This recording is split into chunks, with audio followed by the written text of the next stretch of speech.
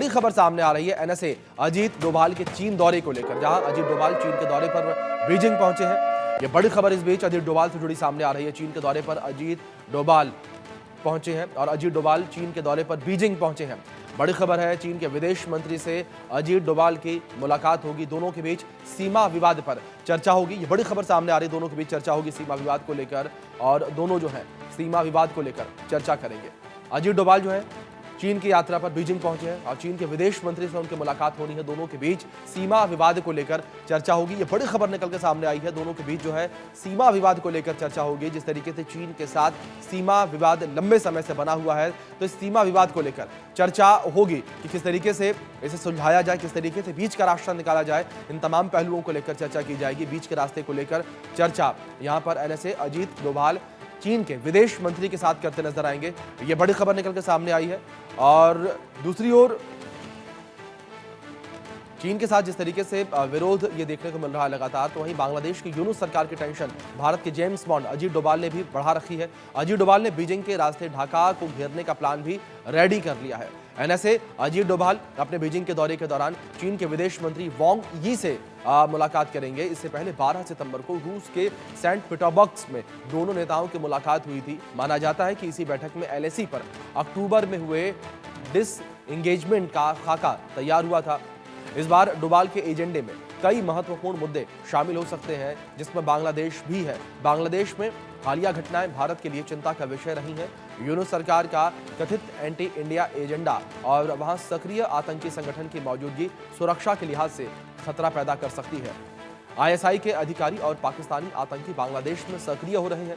ये पश्चिम बंगाल और पूर्वोत्तर में आतंकवाद को बढ़ावा दे सकते हैं। डोभाल चीन से इस मुद्दे पर चर्चा करेंगे।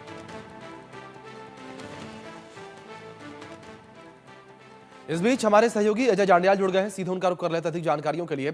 अजय, सबसे पहले जानकारी आपसे यही चाहेंगे, जिस तरीके से एनएसए अजीत डोभाल का ये चीन का दौरा है, कितना महत्वपूर्ण ये दौरा अपने आप में?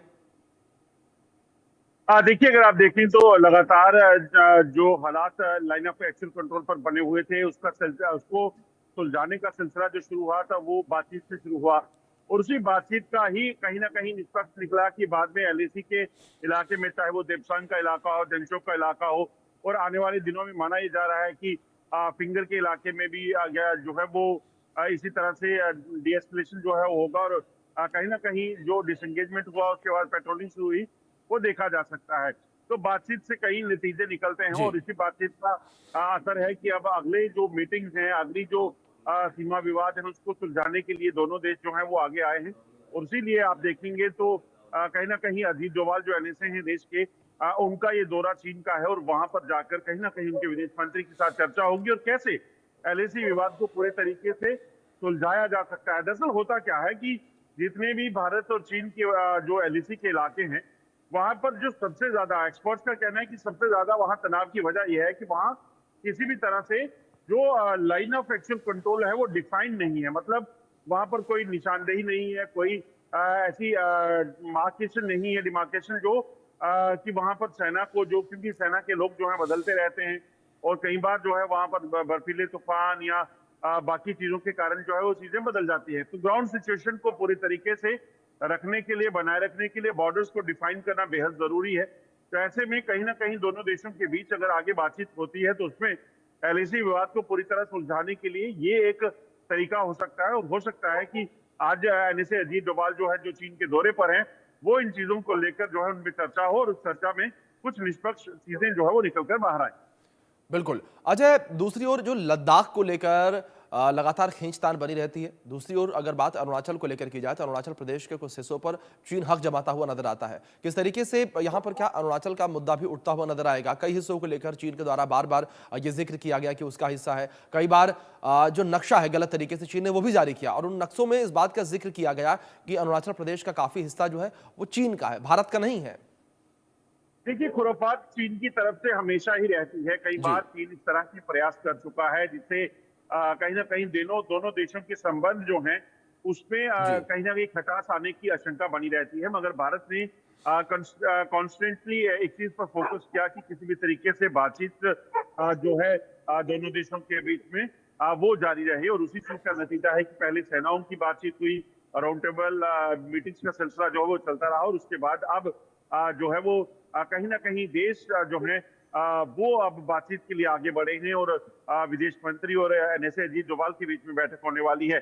आपने ठीक कहा कि अरुणाचल प्रदेश का इलाका हो, लद्दाख का हो, वहां पर चीन कई बार ऐसी चीजें कर चुका है जब उसे अपने इलाके में बताने की कोशिश की, मगर चीन की वो इंकर्शन की पॉलिसी जब उसको जो है वापस भारत की तरफ से, भारतीय सेना की तरफ से जो है वो जवाब दिया गया, जैसे जी। कि जो गलवान में हुआ, जिसके बाद अरुणाचल में कई बार चीन को देखना पड़ा, उसके बाद चीन की इंकर्शन की पॉलिसी जो है उस पर कहीं ना कहीं लगाम लगी है, और उसी का नतीजा है कि अब चीजें जो है वो वापस ट्रैक पर लौटी हैं।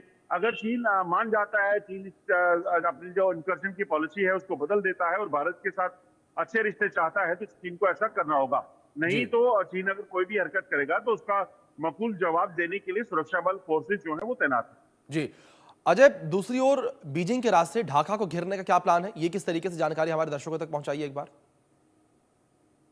देखिए, दरअसल जिस तरीके से बांग्लादेश में चीजें बदली हैं, उसपे एक बड़ा अहम रोल जो है वो पाकिस्तान का है, मगर जी। पाकिस्तान के पीछे कहीं ना कहीं चीन खड़ा है, और चीन अगर आप देखें तो शेख हसीना के तख्ता पलट से पहले कुछ हरकतें जो हैं चीन की बांग्लादेश के साथ के जरिए जो है वो देखने को मिली थी। तो ऐसे में कहीं ना कहीं माना जा रहा है कि बांग्लादेश के हालात, जो आज के मौजूदा हालात है, उसमें चीन का एक अहम रोल है, पाकिस्तान का एक अहम रोल है, और शायद जी। चीन इस तरह की कोशिश कर रहा हो कि जो इंकर्शन की पॉलिसी है उसके तहत उस तरफ भी अपना रुख करे, और कहीं ना कहीं आप देखें तो चीन अपने नेबरिंग कंट्रीज के लिए हमेशा एक खतरा बना रहा है, जी। मगर जिस तरीके से भारत ने उसको जवाबी कार्रवाई की, भारत ने जवाब दिया, उसके बाद कहीं ना कहीं चीजों पर रोक तो लगी है, मगर चीन की शरारतें शायद कम नहीं होंगी, और इस तरह जी। की कोशिश चीन करता रहता है। बिल्कुल। तो एक कोशिश प्रयास जो है उसने किया है, बिल्कुल, मगर जाहिर भारत तौर से पर कैसे बांग्लादेश को बैकफुट पर लाने का प्रयास लगातार यहां पर भारत के द्वारा किया जा रहा है। दूसरी ओर चीन से भी समझौता करने का प्रयास लगातार जारी है। अजय, आप बने रहे हमारे साथ। इस बीच एक बड़ी खबर सामने आ रही है